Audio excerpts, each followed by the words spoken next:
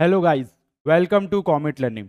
तो हम हमारा चैप्टर का रेस्पिरेशन एंड सर्कुलेशन पे आज का लास्ट वीडियो लेकर के आ गए हैं, जो कि कुछ डिजीजेस के ऊपर होने वाला है और लिम्फेटिक सिस्टम के ऊपर होने वाला है। इसके पहले वीडियो में हम इस चैप्टर का सारा टॉपिक कवर कर चुके हैं। इस चैप्टर को आज इस क्लास में अपन खत्म कर देंगे। फर्स्ट डिजीज हमको क्या बताया है? Coronary artery disease. क्या बताया? कोरोनरी आर्टरी डिजीज बोले तो कैड। क्या है? नाम क्या है? Coronary artery. क्या नाम है? Coronary artery. और मैंने बताया आपको कोरोनरी आर्टरी कहाँ प्रेजेंट होती है? हार्ट में जो खुद की उसकी आर्टरी होती है, उन आर्टरीज को क्या कहते हैं हम? Coronary arteries. क्या कहते हैं? Coronary arteries. अगर उन आर्टरीज के वजह से कोई डिजीज होता है या उस आर्टरी में कुछ ना कुछ प्रॉब्लम आ जाती है, तो उसको कहेंगे अपन कोरोनरी आर्टरी डिजीज, यानी कि कैड। क्या कहते हैं? कैड। क्लियर है? तो देखो क्या बता रहा है यहां पर। हो सकता है कि it is also called atherosclerosis. इसको एथेरोस्क्लेरोसिस भी बोलते हैं। बहुत सारी चीजें हमने इसके पहले डिस्कस किए कि हार्ट अटैक कैसे आता है। देखो सिंपल, जो हार्ट में जो आर्टरीज होती है वो अगर ब्लॉक हो जाए, वो ब्लॉक होने का रीजन बहुत सारे हो सकते हैं। कुछ ना कुछ डिपॉजिशन हो गया होगा, फैट डिपॉजिट हो गया होगा, कोलेस्ट्रॉल जैसी चीजें वहां पर डिपॉजिट हो जाती है, जिसके वजह से ल्यूमेन कम हो जाता है। जो वहां पे आर्टरी, उसका ल्यूमेन क्या हो जाता है? कम हो जाता है, और ब्लड वहां से फ्लो नहीं हो पाता, जिसके वजह से हार्ट को ब्लड नहीं मिल पाता, जिसकी वजह से हार्ट प्रॉपर फंक्शन नहीं कर पाता, जिसका हमको रिजल्ट क्या देखने को मिलता है? हार्ट अटैक भी हमको देखने को मिलता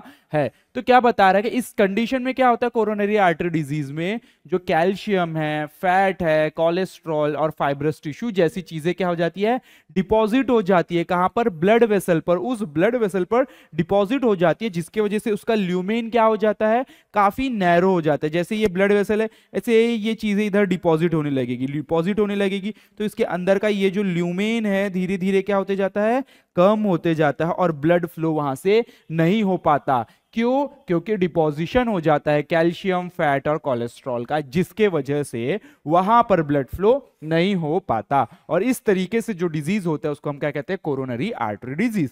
heart supplying blood to the heart muscles making the lumen narrow. तो जो हार्ट को ही जो ब्लड वेसल क्या सप्लाई कर रही थी? ब्लड सप्लाई कर रही थी, वही ब्लड वेसल क्या हो जाती है? नैरो हो जाती है, यानी कि ब्लॉक हो जाती है। क्या हो जाती है? ब्लॉक हो जाती है। इसीलिए हम बोलते हैं उसको क्या?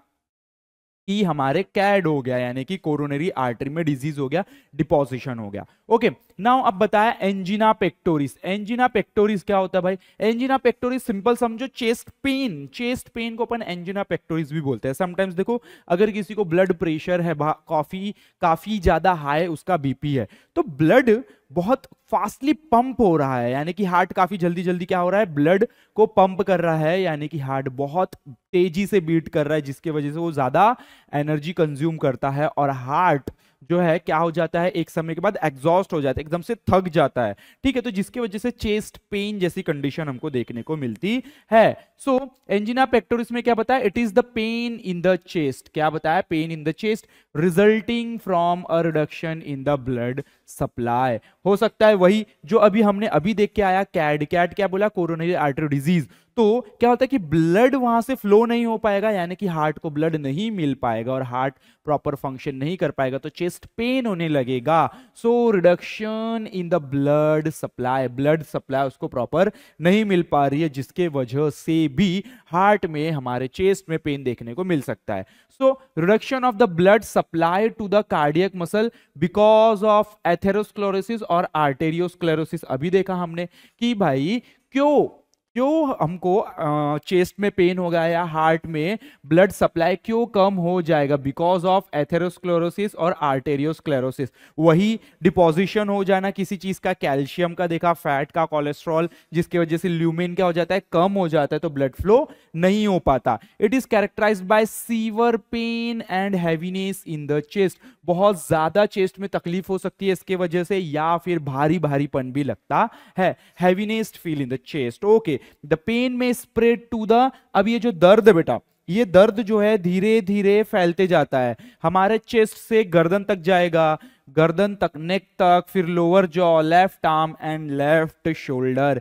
ये हार्ट अटैक के सिम्टम्स है। क्या है ये? हार्ट अटैक के सिम्टम्स। किसी को हार्ट अटैक आने वाला होता है तो चेस्ट पेन करना, इवन उसका लेफ्ट हैंड, लेफ्ट शोल्डर, इस साइड में उनको पेन होने लगता है। सो द पेन में यूजुअली रिजल्ट फ्रॉम एक्सर्शन। कभी कभी ये जो तकलीफ होती है, ये जो सिम्टम्स देखे, ये एक्सर्शन यानी ज्यादा काम के वजह से या कुछ बहुत हैवी वर्क के वजह से ये हो जाता है। लेकिन ऐसा जरूरी नहीं कि ये एक्सर्शन के वजह से ही हो, कभी कभी हो सकता है कि हार्ट अटैक के सिम्टम्स हमको दिखा रहा है।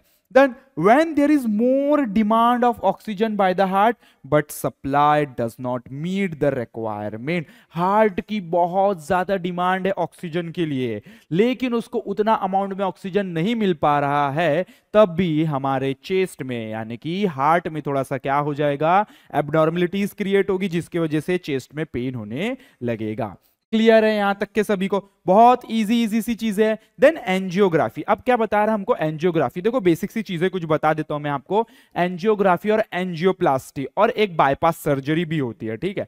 तो एंजियोग्राफी क्या होता है? जैसे मैंने बताया अभी कैड, कोरोनरी आर्टरी डिजीज, उसमें क्या हो जाती है, आर्टरी ब्लॉक हो जाती है। आर्टरी क्या हो जाती है? ब्लॉक हो जाती है। कुछ ना कुछ वहां पे डिपॉजिट हो जाता है जिसकी वजह से वो आर्टरी क्या हो जाती है, ब्लॉक हो जाती है। कोरोनरी आर्टरी कहां होती है भाई? हार्ट में होती है। तो वो अगर ब्लॉक हो गई तो ब्लड सप्लाई नहीं हो पाएगा। तो ये एक सर्जिकल यानी कि एक प्रोसीजर है जिसमें पता लगाते हैं कि वो ब्लॉकेज कहां पर है। ब्लॉकेज कहां पर है वो पता लगाते हैं आर्टरी के थ्रू। प्रॉपर इंस्ट्रूमेंट्स होते हैं डॉक्टर्स के पास, वो लोग भेजते हैं, उसमें कैमरा वगैरह होते हैं जो कि उस ब्लॉकेज को डिटेक्ट करता है। क्या करता है? उस ब्लॉकेज को डिटेक्ट करता है कि ये ब्लॉकेज कहां पर है। उसको बोलते हैं हम एंजियोग्राफी। कि भाई सिंपल बात है कि आर्टरीज में या हार्ट में जो भी वेसल्स है उसमें ब्लॉकेज कहां पर है वो पता लगाने के लिए जो प्रोसीजर की जाती है उसको बोलते हैं हम एंजियोग्राफी। देन अब ये जो एंजियोग्राफी हो गई तो अब हमको पता चल गया ब्लॉकेज का। अब उस ब्लॉकेज को ठीक करने के लिए हम एक और प्रोसीजर करते हैं जिसको कहते हैं एंजियोप्लास्टी। क्या कहते हैं? एंजियोप्लास्टी। वहां पर स्टेंट डालते हैं, ऐसा तार जैसा स्ट्रक्चर होता है, देन वहां पर डाल के वो ऐसे फैल जाता है तो जिसकी वजह से जो ब्लॉकेज है वो क्या हो जाता है, ओपन हो जाता है। वो एक हमेशा के लिए नहीं, एक टेम्पररी सॉल्यूशन है ब्लॉकेज के लिए। देन अगर बहुत ज्यादा अमाउंट में ब्लॉकेज है, बहुत ज्यादा अमाउंट में ब्लॉकेज है, वो एंजियोग्राफी और एंजियोप्लास्टी करके भी ठीक नहीं हो रहा है तो उसके बाद किया जाता है बाईपास सर्जरी, यानी कि उस वेसल्स को रिमूव कर दिया जाएगा बॉडी के दूसरे पार्ट से। सिंपल, ठीक है? देन चलो क्या बता रहा है एंजियोग्राफी में कि x-ray imaging of the cardiac blood vessel to locate the position of blockage is called angiography. भाई सिंपल है कि एक एक्सरे इमेजिन है जिसमें हमको पता चलता है कि ब्लॉकेज की पोजीशन कहां पर है, हार्ट में किस पोजीशन पर हमको ब्लॉकेज हुआ है। Then depending upon the degree of blockage, depend करता है कि डिग्री ऑफ ब्लॉकेज कितना है, उसका रेमेडियल प्रोसीजर यानी कि ट्रीटमेंट, जैसे कि क्या होगा, या तो एंजियोप्लास्टी होगा या तो बाईपास सर्जरी परफॉर्म किया जाएगा। एंजियोप्लास्टी में कुछ नहीं किया जाता। एंजियोप्लास्टी में क्या किया जाता है, एक स्टेंट डाला जाता है, एक तार डाला जाता है जिसकी वजह से ब्लॉकेज को ओपन किया जाता है। लेकिन बाईपास सर्जरी, नाम तो सुना ही होगा आपने, बाईपास सर्जरी में क्या करते हैं, वो उस वेसल्स को ही रिप्लेस कर देते हैं बॉडी के दूसरे पार्ट से। देखो क्या बोलता है एंजियोप्लास्टी में, स्टेंट, एक stent is inserted at the site of blockage to restore the blood supply. उस ब्लड सप्लाई को वापस से नॉर्मल करने के लिए क्या किया जाता है भाई, भी स्टेंट डाला जाता है। Then the bypass surgery, the atherosclerotic region is bypassed with part of vein or artery take from the others suitable part of the body like hand or leg। हमारे hand और leg के different types, मतलब जो भी vessels जो हमको जरूरत है, आर्टरी की जरूरत है या वेन की जरूरत है, वहां से रिमूव करके हमारे हार्ट में उसको इंसर्ट कर दिया जाएगा, मतलब रिप्लेस कर दिया जाएगा सिंपल नॉर्मल वेन और आर्टरी से। क्लियर है यहाँ पे? समझा? इजी इजी चीज है। Then heart transplant. भाई हार्ट ट्रांसप्लांट क्या होता है? सिंपल, हार्ट को ट्रांसप्लांट करना इधर से उधर। लेकिन हार्ट ट्रांसप्लांट, जैसे कि हम हार्ट के बारे में जो बेसिक सी चीजें जानते हैं कि जो हमारा हार्ट है वो मायोजेनिक हार्ट है। कैसा है? मायोजेनिक। न्यूरोजेनिक हार्ट नहीं होता। मायोजेनिक हार्ट होता है मतलब इसको ब्रेन से लेना देना उतना कुछ होता नहीं है, बस हमारे हार्ट को ऑक्सीजन देते जाओ, वो काम करते जाएगा, उसको सिग्नल की जरूरत नहीं है। वो ऑटो रिदमिसिटी यानी कि खुद के रिदम्स क्या करता है भाई, जनरेट करता है, जिसकी वजह से वो खुद ही बीट होते रहता है। तो हार्ट एक ऐसा ऑर्गन है जिसको हम ट्रांसप्लांट कर सकते हैं, यानी कि डोनेट भी कर सकते हैं। देखो क्या बताया उसके भी भाई, ऑब्वियसली कुछ ना कुछ कंडीशंस होती है कि इतने समय के अंदर ये हो जाना चाहिए। तो replacement of severely damage heart by normal heart from brain dead और recently dead donor is called heart transplant. जो अभी अभी जिसकी मृत्यु हुई है या जिसका ब्रेन डेड हो गया, देखो ब्रेन डेड हुआ लेकिन हार्ट अभी भी लाइव है, तो वैसे व्यक्ति से हम हार्ट निकाल के किसी एक पर्सन जिसका भाई हार्ट में कोई माल फंक्शनिंग हो गया है, कोई डैमेज हो गया है, तो उसके हार्ट में हम क्या कर सकते हैं, रिप्लेस कर सकते हैं। क्लियर है यहाँ पे। देन और क्या बताया है भाई हमको, हमको बताया है कि heart transplant is necessary in case of patient with and stage heart failure and sewer coronary artery disease, यानी कि जिसको बहुत ज्यादा अमाउंट में, यानी कि बहुत सारे ब्लॉकेज हो गए हैं आर्टरीज में, कैड बोले अपन ने, है क्या नहीं, कोरोनरी आर्टरी डिजीज, या फिर जिसका एकदम एंड स्टेज क्या है, हार्ट फेल्यूर है, उस कंडीशन में हमको हार्ट को ट्रांसप्लांट करना पड़ता है। और हार्ट ट्रांसप्लांट हम किन व्यक्ति से करेंगे, सिंपल सी बात है, किन लोगों से करेंगे हार्ट ट्रांसप्लांट, जो कि जिसका ब्रेन डेड हो गया है, जिसका ब्रेन डेड हो गया है। क्लियर है, या फिर अभी अभी उसकी डेथ हुई है। देन अब नेक्स्ट है हमारा साइलेंट हार्ट अटैक। भाई साइलेंट हार्ट अटैक क्या होता है कि ये हार्ट अटैक के कुछ सिम्टम्स होते हैं, जैसे कि क्या बताया इसने कि it is also known as silent myocardial infarction, it is called classical heart attack. Chest pain, chest में पेन होना, हाइपरटेंशन यानी कि बीपी बढ़ जाना, हाइपोटेंशन यानी कि बीपी कम हो जाना, then shortness of breath, shortness ऐसी छोटी छोटी सांसें लेना, ठीक है, देन स्वेटिंग पसीना आना, डिजीनेस थोड़ा सा चक्कर जैसा।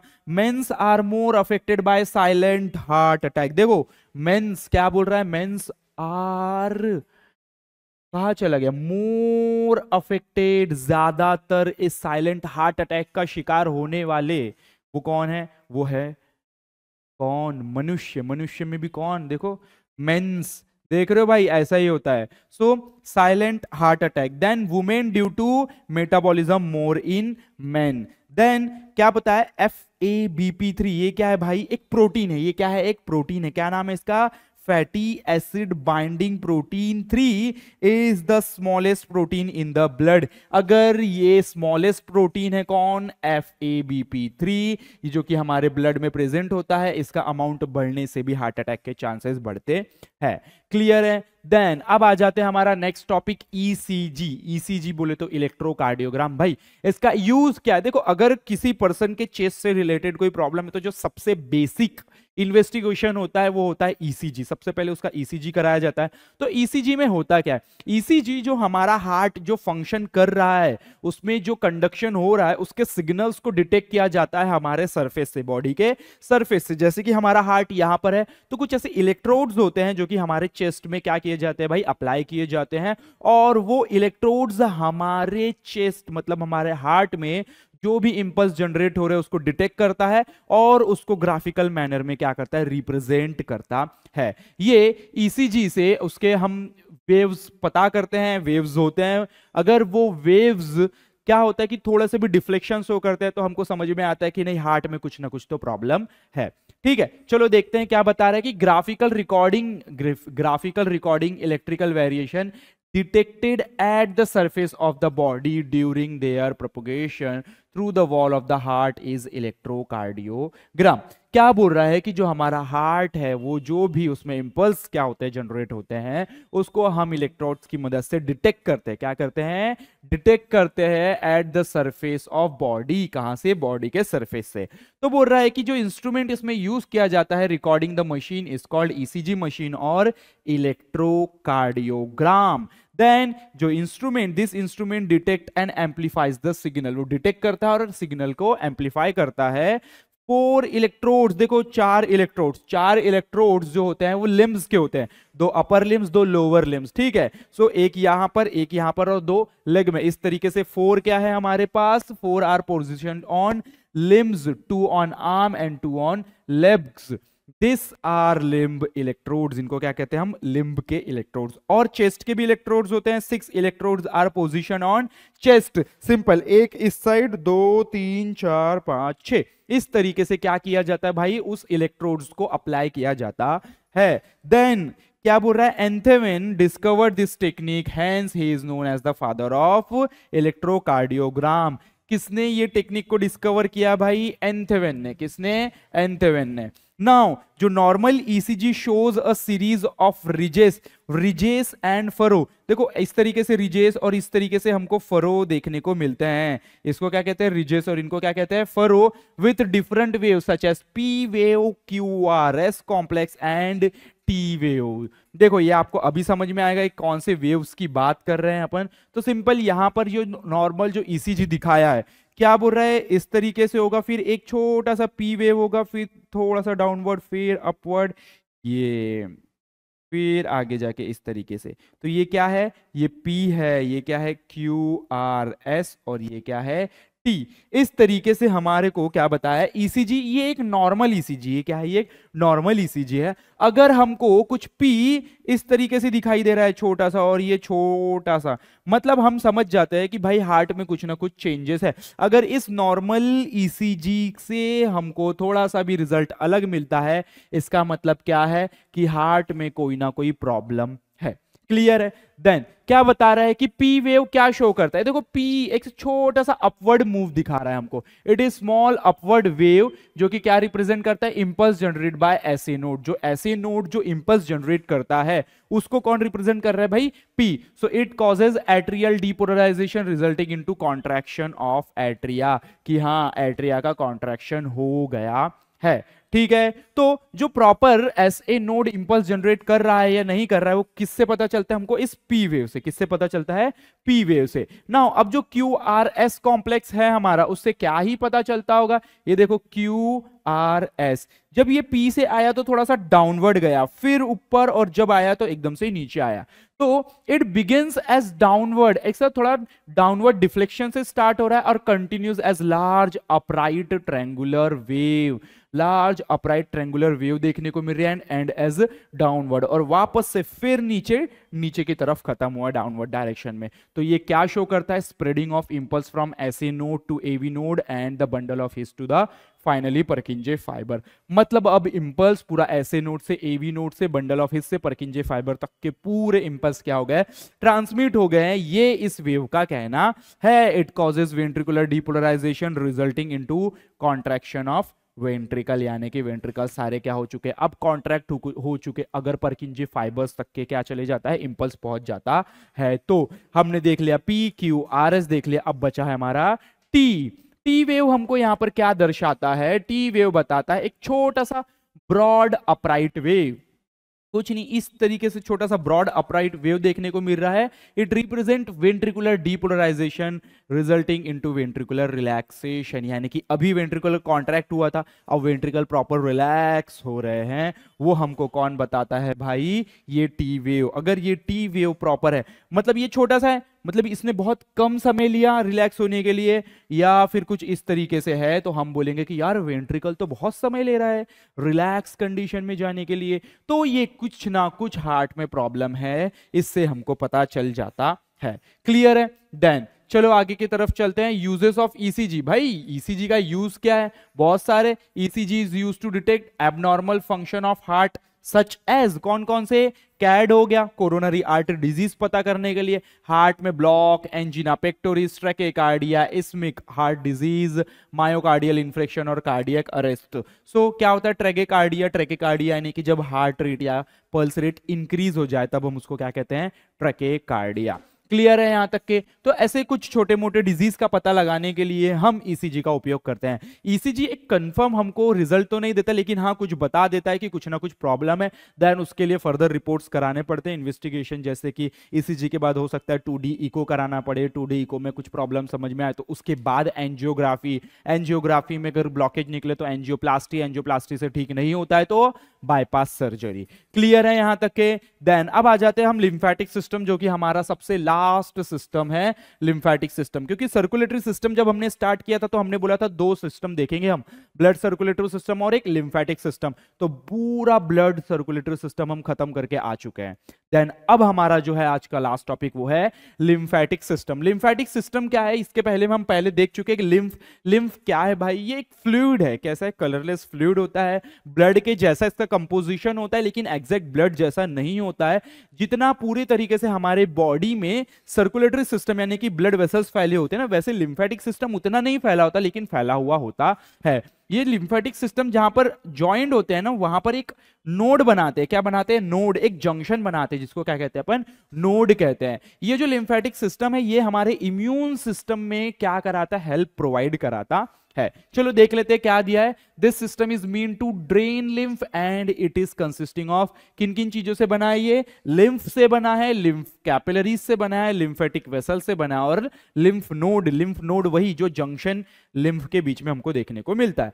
कुछ छोटी सी इंफॉर्मेशन दी है लिम्फ के बारे में। ये क्या है भाई? It is colourless liquid connective tissue. Colourless है, ये कैसा है? कलरलेस लिक्विड है, और connective tissue obviously connective tissue का पार्ट है। Lymph is almost similar composition to the blood, एकदम ब्लड के जैसा इसका कंपोजिशन है, बस इसमें आरबीसी नहीं होता, प्लेटलेट नहीं होता, और भी दूसरे प्रोटीन्स हमको लिम्फ में देखने को नहीं मिलते जो कि ब्लड में होते हैं।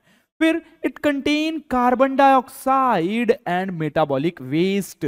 जैसे कि ब्लड हमारा लेके जाता है ना मेटाबॉलिक वेस्ट, कार्बन डाइऑक्साइड भी और दूसरी चीजें, वैसे ये भी दूसरा क्या करता है? वेस्ट को लेके जाता है, कार्बन डाइऑक्साइड और मेटाबॉलिक वेस्ट को। So lymphatic capillaries unite together to form large tube called lymphatic vessels. ऐसे छोटे छोटे जो कैपिलरीज है वो ज्वाइंट होके क्या बनाती है भाई? लिम्फेटिक वेसल बनाती है। दे हैव थिनर वॉल, जिनकी वॉल कैसी होती है? एकदम पतली होती है। Internally they do not have numerous wall to prevent backflow of lymph. जैसे हमने वेन्स में देखा था कि उनमें वॉल प्रेजेंट होती है ताकि बैकफ्लो ना हो, वैसे इसमें कोई भी क्या नहीं प्रेजेंट होती भाई? वॉल प्रेजेंट नहीं होती, उतने ज्यादा अमाउंट में प्रेजेंट नहीं होती। Left lymphatic duct and right lymphatic duct are two main lymphatic vessel. एक लेफ्ट और एक राइट, जैसे कि हमको दिखाई दे रहा है, एक लेफ्ट साइड में और एक राइट साइड में यहां पर दो लिम्फेटिक डक्ट प्रेजेंट है जो कि मेन लिम्फेटिक वेसल है। क्लियर है? नाउ इसका लास्ट टॉपिक जस्ट मैंने ऐसे ही रिवाइज के लिए डाला है, जो कि है कार्बन मोनोऑक्साइड पॉइजनिंग के बारे में। जस्ट बेसिक सी चीजें मैं बता देता हूं, रीड आप कर लेना कि मैंने क्या लिखा हुआ है। देखो कार्बन मोनोऑक्साइड पॉइजनिंग क्या है, जैसे कि मैंने आप लोगों को पहले बताया है कि जो हमारे बॉडी के अंदर जो आरबीसी है, आरबीसी में जो हीमोग्लोबिन है उसकी सबसे ज्यादा एफिनिटी यानी कि सबसे ज्यादा प्यार जो है वो किसके लिए है भाई? वो है कार्बन मोनोऑक्साइड के लिए, उसके बाद ऑक्सीजन के लिए, उसके बाद कार्बन डाइऑक्साइड के लिए। सबसे पहले नंबर पे आता है कार्बन मोनोऑक्साइड। कौन? Carbon monoxide. कार्बन मोनोऑक्साइड कोई भी जो कि कंप्लीटली जो चीजें बर्न नहीं होती उसमें से कार्बन मोनोऑक्साइड निकलता है। जैसे आप लोगों ने देखा होगा टायर्स वगैरह ऐसी बहुत सारी चीजें जलती है तो एकदम काला धुआं निकलता है, तो उसमें काफी ज्यादा अमाउंट में कार्बन मोनोऑक्साइड होता है। इसी कंडीशन में अगर मेरे आजू बाजू आग लग चुकी है तो उसमें से कार्बन मोनोऑक्साइड जो निकल रहा है वो मेरी बॉडी, अगर वो मेरे गैसेस मतलब एयर के साथ मिक्स होकर मेरे लंग्स में जाएंगे तो हमारे ब्लड में आरबीसी में बैठा हुआ हीमोग्लोबिन सबसे पहले किसको रिसीव करेगा? वो कार्बन मोनोऑक्साइड को रिसीव करेगा। कार्बन मोनोऑक्साइड को रिसीव करेगा बहुत ज्यादा अमाउंट में, जिसके वजह से मेरे बॉडी के अंदर कार्बन मोनोऑक्साइड बहुत ज्यादा अमाउंट में हो जाएगा, जिसको हम कहेंगे कार्बन मोनोऑक्साइड पॉइजनिंग, जिसकी वजह से मेरे बॉडी में अलग अलग इफेक्ट देखने को मिलेंगे। सबसे पहले तो मैं को चक्कर आ जाएगा, मतलब मैं बेहोश हो जाऊंगा। देखा होगा आप लोगों ने कहीं पे भी आग लगती है तो वहां पर रहने वाला इंसान वो जला तो नहीं होता लेकिन वो बेहोश हो जाता है। क्यों? क्योंकि उसके अंदर काफी ज्यादा अमाउंट में कार्बन मोनोऑक्साइड चले जाता है। ठीक है, तो इस तरीके के इसको क्या कहते हैं? Carbon monoxide poisoning. इसको ठीक करने का सबसे बेहतरीन तो यही है कि सबसे उसको ऑक्सीजन प्रोवाइड करो। हम उसको एक्सटर्नली ज्यादा अमाउंट में ऑक्सीजन देंगे तो जो हीमोग्लोबिन और जो कार्बन मोनोऑक्साइड के साथ जो बाइंडिंग है वो क्या हो जाएगी, डिसोसिएट हो जाएंगे और हीमोग्लोबिन के साथ कॉइन बाइंड हो जाएगा, ऑक्सीजन बाइंड होगा। जितने ज्यादा अमाउंट में ऑक्सीजन जैसे जैसे बाउंड होते जाएगा वो पर्सन वैसे ही जल्दी जल्दी ठीक होते जाएगा। तो सिंपल यही, जब हमारे बॉडी में कार्बन मोनोऑक्साइड बहुत ज्यादा अमाउंट में हो जाते तो उसको हम कहते हैं कार्बन मोनोऑक्साइड पॉइजनिंग। क्लियर है? तो हमने यहां पर हमारा जो रेस्पिरेशन एंड सर्कुलेशन वाला चैप्टर पूरा खत्म कर चुका है। आपको हमारे इस चैनल में पूरे इसकी प्लेलिस्ट मिल जाएगी, तो आपको भटकने की जरूरत बिल्कुल भी नहीं है। हम मिलेंगे फिर हमारे नए चैप्टर्स के साथ, जो कि 12th का काफी इंपॉर्टेंट चैप्टर होने वाला है। देखिए, अगर जिसने अभी स्टार्ट किया है पढ़ना, तो प्लीज कि भाई जो आप पढ़ रहे हो उसके अपने नोट्स बनाते चलो, डेली उसको रिवाइज करते चलो, जो कि आपके लिए फायदेमंद होगा। तो मिलते हैं हम हमारे नए वीडियो के साथ, तब तक के लिए धन्यवाद।